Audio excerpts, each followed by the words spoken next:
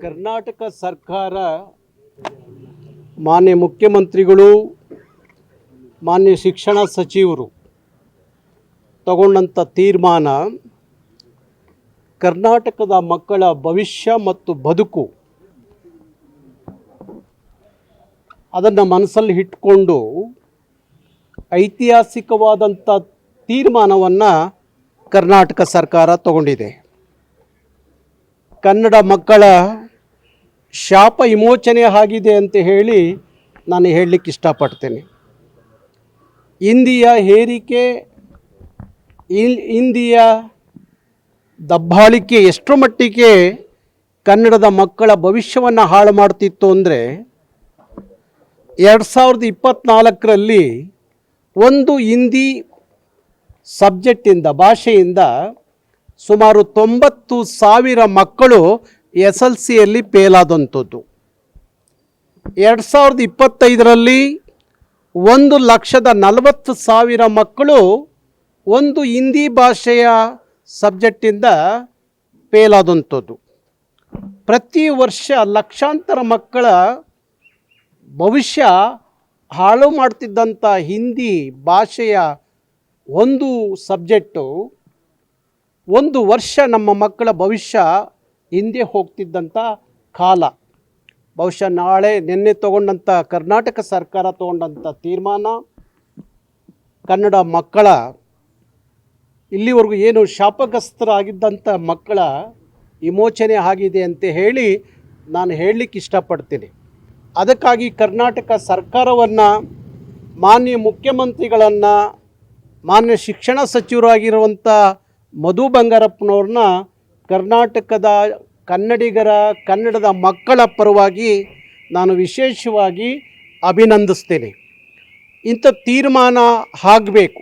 ಯಾಕೆಂದರೆ ಕರ್ನಾಟಕ ರಕ್ಷಣಾ ವೇದಿಕೆ ಸುಮಾರು 27 ವರ್ಷಗಳಿಂದ ದ್ವಿಭಾಷಾ ಸೂತ್ರ ಜಾರಿಗೆ ಬರಬೇಕು ಕರ್ನಾಟಕದಲ್ಲಿ ಅನ್ನುವ ತೀರ್ಮಾನಕ್ಕೆ ನಾವು ಬಂದಂಥದ್ದು.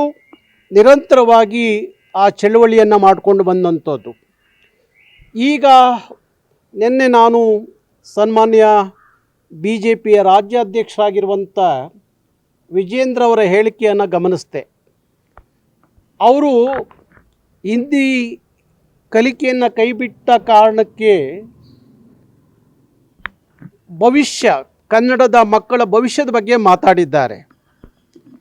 ಯಾವ ಹಿಂದಿಯಿಂದ ಕನ್ನಡದ ಮಕ್ಕಳ ಭವಿಷ್ಯ ಹಸನಗೊಂಡಿಲ್ಲ, ಬದುಕನ್ನು ಹಿಂದಿ ಕಟ್ಟಿಕೊಟ್ಟಿಲ್ಲ, ಅದನ್ನು ವಿಜೇಂದ್ರ ಅವರು ಅರ್ಥ ಮಾಡಿಕೊಳ್ಳಿ. ಹಿಂದಿಯ ಭಾರತ ಅಲ್ಲ, ಭಾಷಾ ಆಧಾರಗಳ ಮೇಲೆ ಭಾರತದ ಒಂದು ಒಕ್ಕೂಟ, ಭಾಷೆಗಳ ಒಳಗೊಂಡಂಥದ್ದೇ ಒಂದು ರಾಜ್ಯಗಳು, ಆ ರಾಜ್ಯಗಳ ಒಕ್ಕೂಟವೇ ಭಾರತ ಅನ್ನೋದು ಪರಿಕಲ್ಪನೆ ಅಧ್ಯಕ್ಷರಿಗಿದ್ದರೆ ಒಳ್ಳೆಯದು. ಮತ್ತು ಇವತ್ತು ಪಕ್ಕದ ಮಹಾರಾಷ್ಟ್ರವನ್ನು, ಅವ್ರದ್ದೇ ಸರ್ಕಾರ ಇದೆಯಲ್ಲ, ಮಹಾರಾಷ್ಟ್ರದಲ್ಲಿ BJP ಅವ್ರದ್ದೇ ಸರ್ಕಾರ ಇದೆ. ಅಲ್ಲಿ ತ್ರಿಭಾಷಾ ಸೂತ್ರವನ್ನು ಕೈಬಿಟ್ಟು ದ್ವಿಭಾಷಾ ಸೂತ್ರವನ್ನು ಜಾರಿಗೆ ತಂದ್ರಲ್ಲ, ಯಾಕೆ ಅವರಿಗೆ ಪಾಠ ಹೇಳಲಿಲ್ಲ ವಿಜೇಂದ್ರ ಅವರು ಮತ್ತು ಅವರ ಪಕ್ಷದ ವರಿಷ್ಠರು ಯಾಕೆ ಪಾಠ ಹೇಳಲಿಲ್ಲ? ಕರ್ನಾಟಕದ ಮಕ್ಕಳ ಮೇಲೆ ಇಂಥ ಭವಿಷ್ಯದ ಬದುಕಿನ ಮೇಲೆ ಬರೆ ಹಾಕುವಂಥ ಹಿಂದಿಯನ್ನು ನೀವು ಸಮರ್ಥನೆ ಮಾಡಿಕೊಳ್ಳೋದು ಯಾಕೆ ಅನ್ನೋದು ನನ್ನ ಪ್ರಶ್ನೆ. ಬಹುಶಃ ನನಗೆ ಅನಿಸುತ್ತೆ ಇದು ವಿಜೇಂದ್ರ ಅವರ ಅಜೆಂಡಾ ಅಲ್ಲ, ಅವರ ಪಕ್ಷದ ಅಜೆಂಡಾ ಅಂತ ಅನಿಸುತ್ತೆ. ಹಾಗಾಗಿ ಸನ್ಮಾನ್ಯ ಯಡಿಯೂರಪ್ಪನವರು ಭಾರಿ ದೊಡ್ಡ ಕನ್ನಡದ ಅಭಿಮಾನ, ಕಾಳಜಿ, ಪ್ರೀತಿಯನ್ನು ಇಟ್ಕೊಂಡವರು, ಕನ್ನಡದ ಮಕ್ಕಳ ಭವಿಷ್ಯದ ಬಗ್ಗೆ ಮಾತಾಡ್ತಿದ್ದಂಥವ್ರು. ಅಂಥವರ ಪುತ್ರ ವಿಜೇಂದ್ರ ಅವ್ರಿಗೂ ಅದೇ ಕಾಳಜಿ, ಕಳಕಳಿ ಇರಬೇಕು ಹೊರತು ನೀವು ನಿಮ್ಮ ಪಕ್ಷದ ಅಜೆಂಡಕ್ಕಾಗಿ ಕನ್ನಡದ ಮಕ್ಕಳ ಭವಿಷ್ಯವನ್ನು ಬಲಿ ಕೊಡಬೇಡಿ ಅಂತೇಳಿ ನಾನು ಹೇಳಲಿಕ್ಕೆ ಇಷ್ಟಪಡ್ತೀನಿ. ಹಾಗಾಗಿ ಕರ್ನಾಟಕ ಸರ್ಕಾರದ ತೀರ್ಮಾನವನ್ನು ಇಡೀ ಕನ್ನಡಿಗರು ನಾವು ಅಭಿನಂದಿಸ್ತೀವಿ. ಹಾಗೆ ನಾನು ಮುಖ್ಯಮಂತ್ರಿಗಳಲ್ಲಿ ಮತ್ತೊಮ್ಮೆ ಮನವಿ ಮಾಡ್ತೀನಿ, ದ್ವಿಭಾಷಾ ಸೂತ್ರ ಜಾರಿಗೆ ಬರಬೇಕು. ಬೇಗ ದ್ವಿಭಾಷಾ ಸೂತ್ರವನ್ನು ಕರ್ನಾಟಕದಲ್ಲಿ ಜಾರಿಗೆ ತರುವಂಥದ್ದು ಆಗಬೇಕು.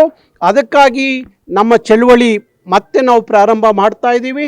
ಕರ್ನಾಟಕದಲ್ಲಿ, ಇಡೀ ರಾಜ್ಯದಲ್ಲಿ ದ್ವಿಭಾಷಾ ಸೂತ್ರ ಜಾರಿಗೆ ಬರಬೇಕು ಅನ್ನೋ ಆಂದೋಲನಕ್ಕೆ ಕರ್ನಾಟಕ ರಕ್ಷಣಾ ವೇದಿಕೆ ಮುಂದಾಗುತ್ತೆ.